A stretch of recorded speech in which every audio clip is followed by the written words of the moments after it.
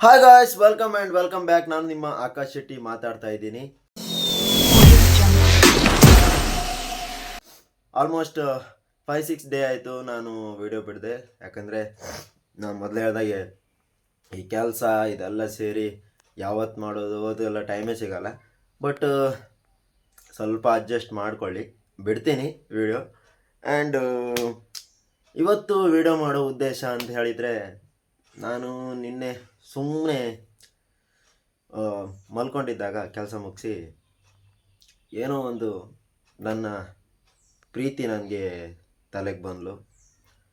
ಅವಳು ನನ್ನ ಜೊತೆ ಇದ್ದು ಒಂದು 3-3.5 ವರ್ಷ ಮೇಲಾಯಿತು.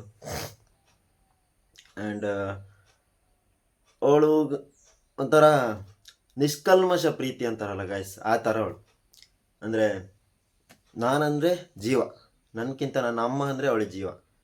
ಅವಳಂದರೆ ನನಗೆ ತುಂಬ ನನಗೆ ಏನೇ ಒಂದು ತಲೆ ಬಿಸಿ ಇದ್ದರು, ಏನೋ ಒಂದು ಬೇಜಾರಿದ್ರು ಅವಳ ಜೊತೆ ಇದ್ದರೆ ಸಾಕು, ಟೈಮ್ ಸ್ಪೆಂಡ್ ಮಾಡಿದ್ರೆ ನನಗಷ್ಟು ಖುಷಿ ಆಯ್ತು. ಆ ಥರ ಅವಳು. ಬಟ್ ಅವಳನ್ನ ನಾನು ನಿಮ್ಗೀಗ ತೋರಿಸ್ದೆ, ಆಯಿತಾ? ಅವಳು ನಮ್ಮ ಜೊತೆನೇ ಇದ್ದಾಳೆ, ನಮ್ಮ ಜೊತೆನೇ ಇಲ್ಲೇ ಇದ್ದಾಳೆ ಕಣಿ, ಇದ್ರೊಳಗೆ ಮನೆ ಕಂಡಿದ್ದಾಳೆ.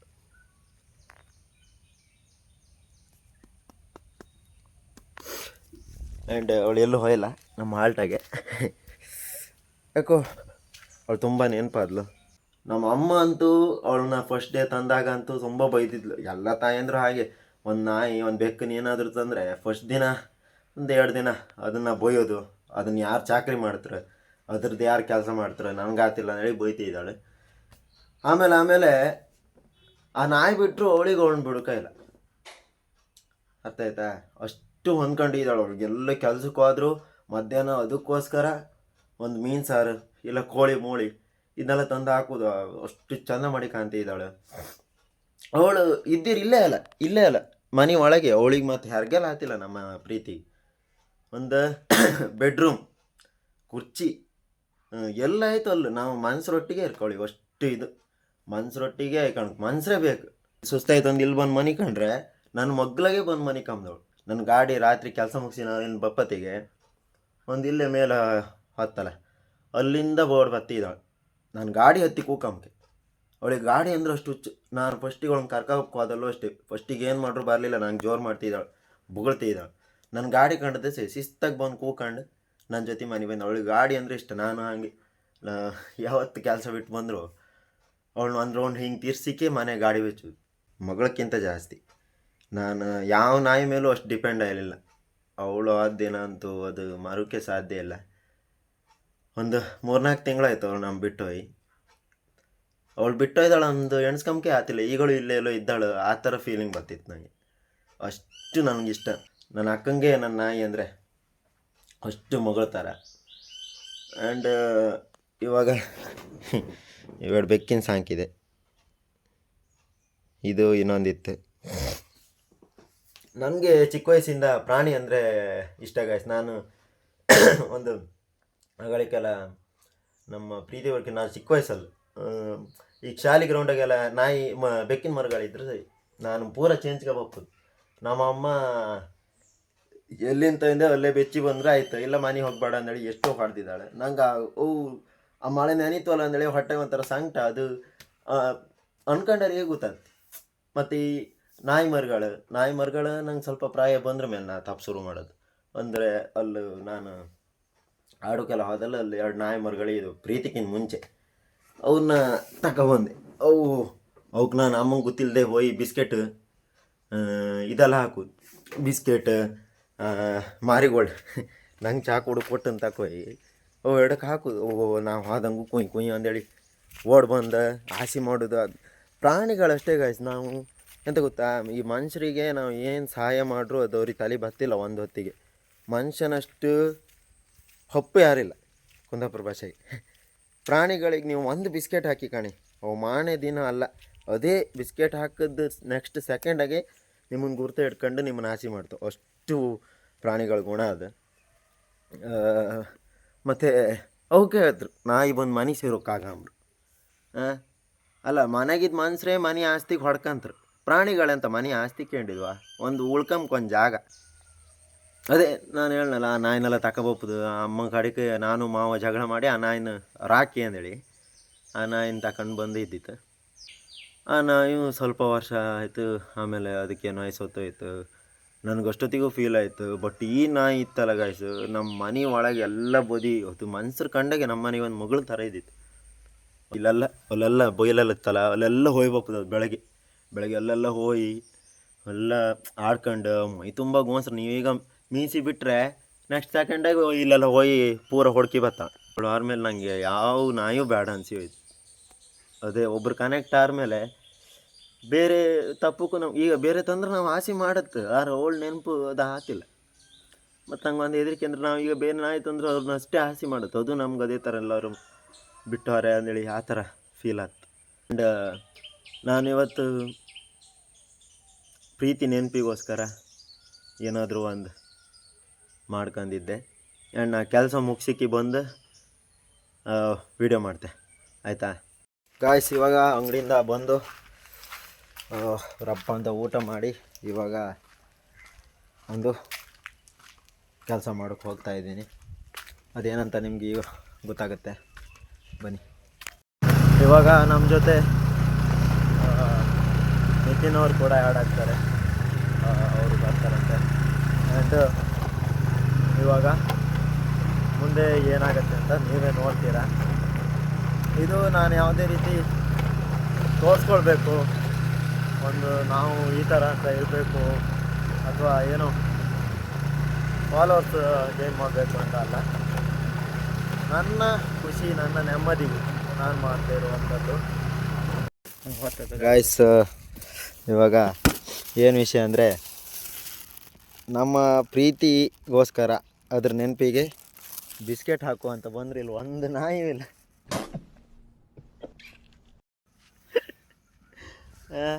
ಅಲ್ಲಿರೋ ನಾಯಿ ಓಡಾಗ್ತಾ ಇದೆ.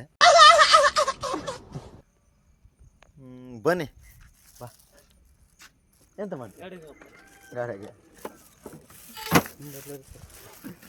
ಇವಾಗ ನಮ್ಮ ದೋಸ್ತ ಗಾಡಿ ಬಿಡ್ತಾನೆ, ನಾವು ನಾಯಿ ಹುಡ್ಕೊಂಡು ಹೋಗೋ ಪರಿಸ್ಥಿತಿ. ಕೀಯಲ್ಲಿತ್ತು ಕೀ ಅದಣ್ಣ ಸೈಡಿ ಬನ್ನಿ.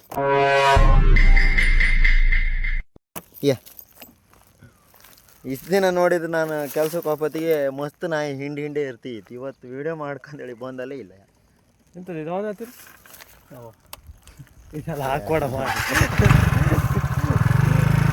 ಸ್ವಿಚ್ ಆನ್ ಮಾಡ್ಕೊಂಡ್ರೆ ಗಾಡಿ ಆನ್ ಆಗ್ತಿಲ್ಲ ಅಂತ.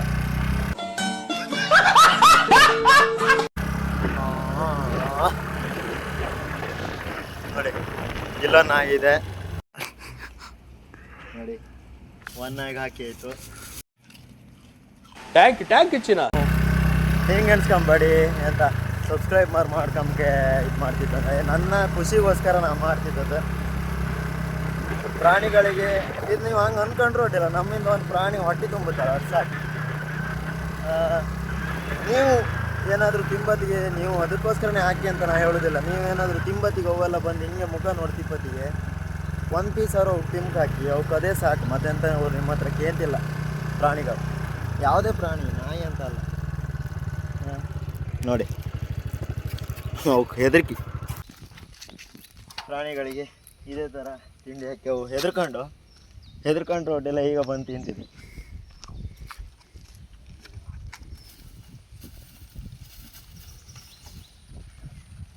ಎಲ್ಲ ಬನ್ನಿ, ದೇವಸ್ಥಾನದ ಹತ್ರ ಎಷ್ಟು ನಾ ಇತ್ತು ಕಾಂಬ, ಅವಕ್ಕೆಲ್ಲ ಬಿಸ್ಕೆಟ್ ಹಾಕ ತಿನ್ನಲಿ ಪಾಪ, ಅವಕ್ಕೆ ಯಾರು ಹಾಕ್ತಿ.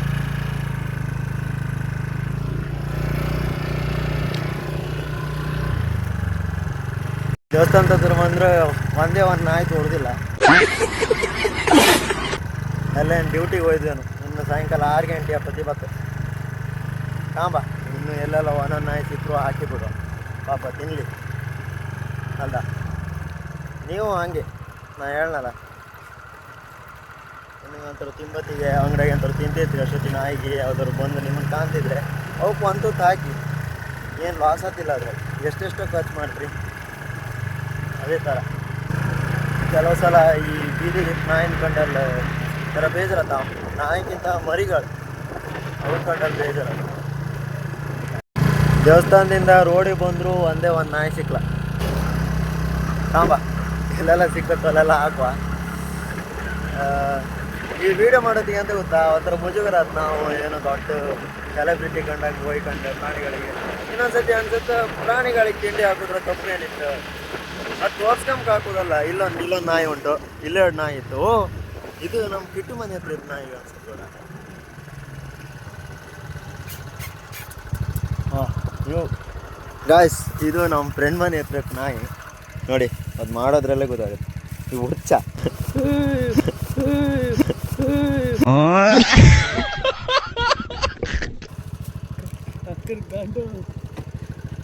ಕಾರ್ ಬರ್ತೇನೆ ರೋಡ್ ಸೈಡು.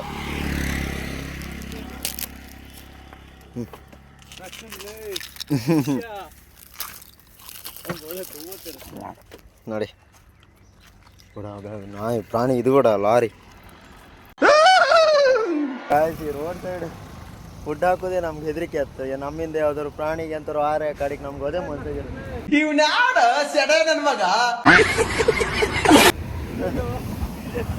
ಇಲ್ಲಿ ಕೆಳಗೆ ರೈಲ್ವೆ ಬ್ರಿಡ್ಜ್, ಬನ್ನಿ ಕೆಳಗೆ ಕರ್ಕೊಂಡು ಹೋಗೋರು. ಕೆಳ ಬಂತು ಈಗ ಬರ್ಬೋದು, ಬಾ. ನೋಡಿ ಗಾಯ್ಸ್, ನಿಯತ್ ನೋಡಿ.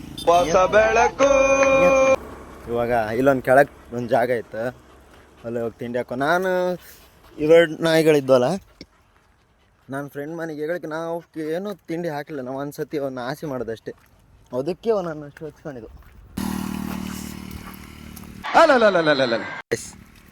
ಎಷ್ಟು ಬುದ್ಧಿ ಅಲ್ವಾ.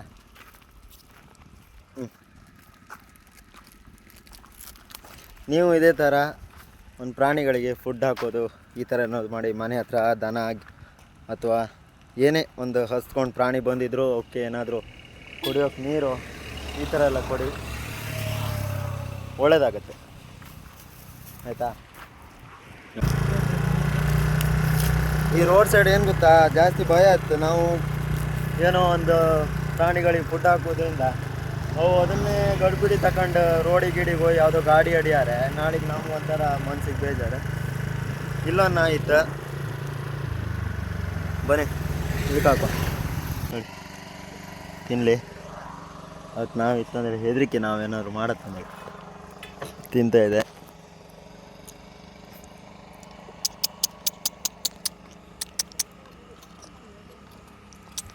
ನೋಡಿ ಬಾಲ ಅಲ್ಲಾಡಿಸ್ತಿದೆ. ಇಷ್ಟೇ ಗಾಯ್ಸ್, ನೀವು ತಿನ್ನೋದ್ರಲ್ಲಿ 1% ಆದರೂ ಹೊಲ್ ನಾಯಿ ಕಾಣ.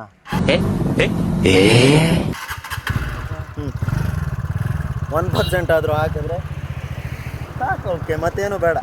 ಅಲ್ಲಿಗ ತುಂಬ ನಾಯಿ ಇದೆ. ಇದಿಷ್ಟು ಬಿಸ್ಕೆಟ್ನ ಅವಕ್ಕೆ ಹಾಕ್ಬಿಟ್ಟು ಹೋಗುವ. ನನ್ನ ಹತ್ರ ಬಜೆಟ್ ಇಲ್ಲ, ಇಷ್ಟೇ ಇದ್ದಿದ್ದರಲ್ಲಿ ನಾನು ತಗೊಂಡು ಬಂದಿದ್ದು. ಬನ್ನಿ ಇಲ್ಲಿಷ್ಟಿದ್ದಾವೆ, ಅವಕ್ಕೆಲ್ಲ ಫುಡ್ ಹಾಕಿ ನೆಕ್ಸ್ಟ್ ಬೇಗ ಮನೆಗೆ ಹೋಗಪ್ಪ. ಆಮೇಲೆ ಮಧ್ಯಾಹ್ನ ಮತ್ತೆ ಕೆಲ್ಸಕ್ಕೆ ಹೋಗಬೇಕು. ಇದಕ್ಕಂತಲೇ ನಾನು ಫ್ರೀ ಮಾಡ್ಕೊಂಡು ಬಂದೆ. ನಾವು ಹೊಡ್ಕೊಂಡು ಬರ್ಕಿತ್ತ ಜರಿ ಹಾಕಿ. ನೋಡಿ ಎಲ್ಲ ಬರ್ತಾ ಇದ್ದಾವೆ.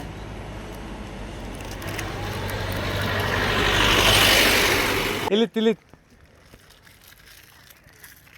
ಸ್ವತಃ 4 ಮಂತ್ ಆಯ್ತು. ಶಿಷ್ಯ ನೋಡಿ ಇವಕ್ಕೆ ಆಗಳಿಗೆ ಹಾಕಿ.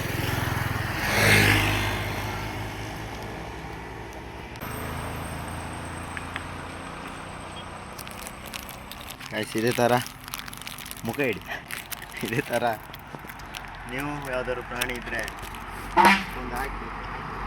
ನಂಗೊಂದು 2 ಬೆಚ್ಚ ನೋಡಿ ಗಾಯ್ಸ್, ಆಯ್ತು 2 ಬೆಚ್ಚ.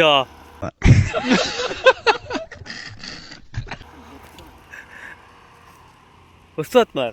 ಇದೇ ಥರ ಯಾವ್ದಾದ್ರು ಪ್ರಾಣಿ ಏನಾದರೂ ನಿಮಗೆ ಮನೆ ಹತ್ರ ಎಲ್ಲಾದರೂ ಬಂದರೆ ಅವಕ್ಕೂ ಅಂತೂ ಹಾಕಿ, ಅದರಿಂದ ಕಳ್ಕೊಂಡೆ ಅಂತ ಇಲ್ಲ. ನಾನು ಇದನ್ನ ವೀಡಿಯೋ ಮಾಡ್ಕೊಂಡೇಳಿ ಮಾಡೋದಲ್ಲ, ನಮ್ಮ ಮನೆ ಪ್ರೀತಿಗೋಸ್ಕರ ಮಾಡುತ್ತೆ. ನಿಮಗೂ ಯಾವ್ದಾದ್ರು ಪ್ರಾಣಿ ಅದೇ ಈ ಲೈವ್ನಾಗ ಹಲ್ಕಿ ಸಿಗ್ತೈತೆ ನೋಡೊಂದು ಬೇವರ್ಸಿ ಮನೆ ಹತ್ರ ಯಾವ್ದಾದ್ರು ಬಂದರೆ ಅದಕ್ಕೆ ಫುಡ್ ಹಾಕಿ ಸಾಕು, ಅಷ್ಟೇ ನೀವು ಮಾಡುವಂಥ ಚಿಕ್ಕ ಹೆಲ್ಪ್. ಎಷ್ಟೋ ಜನಕ್ಕೆ ಇದೇ ಇದ್ದಿಲ್ಲ ಎಂತ ಪ್ರಾಣಿಗಳಂದರೆ ನೆಗ್ಲೆಕ್ಟ್ ಅವ್ರ ಮನೆಯಲ್ಲಿ ಮಾತ್ರ ಇದು ಮಾಡ್ತಾರೆ, ಹಾಗೆ ಯಾವತ್ತೂ ಇರುತ್ತಾಗ ಅವಕ್ಕೆ ನಾವು ಹತ್ರ ಮಾತ್ರ ಇರುತ್ತೆ, ಇಲ್ಲಾಂದ್ರೆ ಎಲ್ಲಿರುತ್ತೆ ಯಾವುದೇ ಪ್ರಾಣಿ ಆದರೂ. ಗಾಯ್ಸ್, ನನಗೆ ವಿಡಿಯೋ ಮಾಡೋತ್ತಿಗೆ ಅವ್ರು ಯಾರೋ ನೋಡ್ತಾರೆ, ಅಲ್ಲೊಬ್ಬರು ನಿಂತ್ಕೊಂಡು ನಮ್ಮನ್ನೇ ನೋಡ್ತಾಯಿದ್ರು. ಅವಾಗ ಒಂದು ಸ್ವಲ್ಪ ಮುಜುಗರ ಅನಿಸುತ್ತೆ. ಬಟ್ ನಾವು ಮಾಡೋ ಕೆಲಸ ಮಾಡಬೇಕು, ಯಾರಿಗೂ ಭಯ ಪಟ್ಕೊಂಡು ಯಾರಿಗೂ ಅವ್ರೇನು ಅಂತಾರೆ ಇವರು ಅಂತಾರೆ ಅಂತ ಇರ್ಬೋದು. ಈಗ ನಾನು ವೀಡಿಯೋ ಮಾಡೋದು ನೋಡಿ ಕೆಲವ್ರ ಮನಸ್ಸಲ್ಲಿ ಅನ್ಬೋದು, ಓ ಇವನು ದೊಡ್ಡ ಸಬ್ಸ್ಕ್ರೈಬರ್ ಮಾಡ್ಕೊಳ್ಳೋಕ್ಕೆ ಲೈಕ್ ವ್ಯೂಸ್ಗೋಸ್ಕರ ವೀಡಿಯೋ ಮಾಡಿ. ನಾನು ಅದನ್ನು ತಲೆ ಹಾಕೋದೇ ಇಲ್ಲ. ಅವರಿಗೆ ಯೋಗ್ಯತೆ ಇದೆಯಾ ಒಂದು ಪ್ರಾಣಿಗಳಿಗೆ ಏನಾದರೂ ಒಳ್ಳೇದು ಮಾಡಲಿ. ನಮ್ಮ ಬಾಸ್ ಹೇಳಿದರು ಮೊನ್ನೆ ಬರ್ತಡೇಯಲ್ಲಿ, ನಿಮ್ಮ ಹತ್ರ ಮೊಬೈಲ್ ಇದ್ದರೆ ಸಾಧ್ಯ ಆದರೆ ಒಂದು 2 ಒಳ್ಳೆ ಕೆಲಸ ಮಾಡಿ ಅಂತ. ಅದನ್ನು ಗುರಿಯಾಗಿಟ್ಕೊಂಡು ನಾನು ನನ್ನ ಮನಸ್ಸಿಗೆ ತೃಪ್ತಿ ಆಗೋಷ್ಟು ನಾನು ಪ್ರಾಣಿಗಳಿಗೆ ಈ ಥರ ನನ್ನ ಪ್ರೀತಿಗೋಸ್ಕರ ಅದ್ರ ನೆನಪಿಗೋಸ್ಕರ ನಾನು ಇವತ್ತು ಈ ಥರ ಕೆಲಸ ಮಾಡಿದ್ದು. ಆ್ಯಂಡ್ ಇದು ಯಾವುದೇ ಲೈಕ್ ವ್ಯೂಸ್ಗೋಸ್ಕರ ಅಲ್ಲ. ಆ್ಯಂಡ್ ನೀವು ಕೂಡ, ನಾನು ಆವಾಗಲಿಂದ ಪದೇ ಅದನ್ನೇ ಹೇಳ್ತಾ ಇದ್ದೀನಿ, ನನಗೆ ನಿಜವಾಗ್ಲೂ ಇದು ವೀಡಿಯೋ ಮಾಡ್ಕೊಂತ ಇರಲಿಲ್ಲ, ಬಟ್ ಪ್ರೀತಿಗೋಸ್ಕರ ನಾನು ಮಾಡಿದ್ದು. ನೀವು ಮನೆ ಹತ್ರ ಯಾವುದಾದ್ರು ಪ್ರಾಣಿ ಹೀಗೆ ಒಂದು ಹಕ್ಕಿಗೆ ಒಂದು ಬೌಲಲ್ಲಿ ನೀರಿಡಿ, ಅವು ಬಿಸಿಲಲ್ಲಿ ಬಂದು ಕುಡ್ಕೊಂಡು ಹೋದರೂ ಹೋಗ್ಬೋದು. ಯಾವುದಾದ್ರೂ ಒಂದು ಬಸವ ಇಲ್ಲ ಯಾವುದಾದ್ರೂ ದನ ಕರುಗಳು ಬಂದರೆ ಅವಕ್ಕೆ ಒಂದು ಸ್ವಲ್ಪ ನೀರು ಗೀರಿಡಿ, ತಿನ್ನೋಕೆ ಏನಾದರೂ ಇಡಿ. ಈ ಪ್ರಾಣಿಗಳು ನಾಯಿಗೆ ಇದ್ದರೆ ಅವಕ್ಕೇನಾದರೂ ತುತ್ತು ಹಾಕಿ. ಮುಂದೆ ಒಳ್ಳೊಳ್ಳೆ ವೀಡಿಯೋ ಬರ್ತಿರುತ್ತೆ. ಹಿಂಗೆ ಸಪೋರ್ಟ್ ಮಾಡ್ತಾಯಿರಿ. Thank you, bye.